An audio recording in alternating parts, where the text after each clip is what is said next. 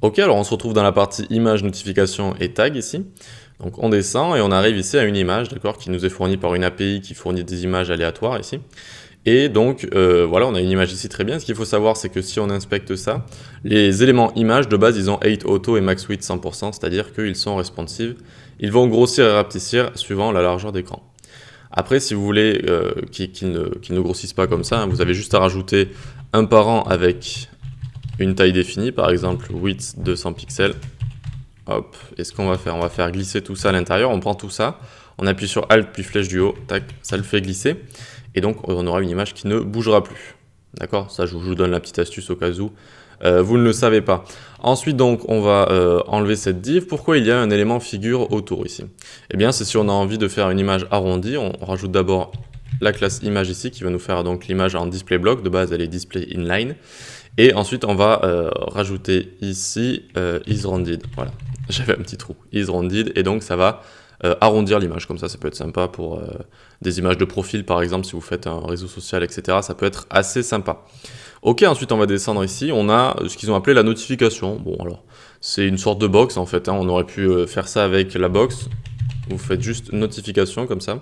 Et donc voilà, ça va vous faire une sorte de texte avec un petit fond et avec du padding autour, d'accord? Et il conseille ça de mettre un bouton avec la classe delete pour avoir cette petite croix ici, d'accord? C'est deux notifications qu'on peut faire apparaître avec du JavaScript par exemple, qui peuvent être assez sympas. On peut changer la couleur derrière aussi, hein, juste avec isWarning par exemple. Tac. Et donc voilà, ça fait une notification jaune ou une notification rouge par exemple. Tac, voilà. Ok pour ça, ensuite donc on va descendre, tac, ici, on aura des tags. Les tags c'est assez sympa, regardez, par exemple ici on a juste à mettre tag à chaque fois. Et ça va faire ce qu'ils appellent un petit tag, c'est-à-dire voilà une sorte de petit rectangle ici. Et donc ce qui est assez sympa, c'est qu'on leur met des couleurs par exemple. Is success, voilà pareil, ça peut montrer des petites infos en bas de page ou quoi que ce soit. Ça peut être assez sympa. Is warning, et on va mettre is danger ici. Super. Et donc là, on a nos petits tags qui sont juste ici. Ok. Ensuite, on peut faire un petit peu mieux. On peut écrire ici tags, donc avec un S, et has add-ons. Hop. Et donc, on peut lier deux tags comme ça, avec tag par exemple is dark et tag isInfo.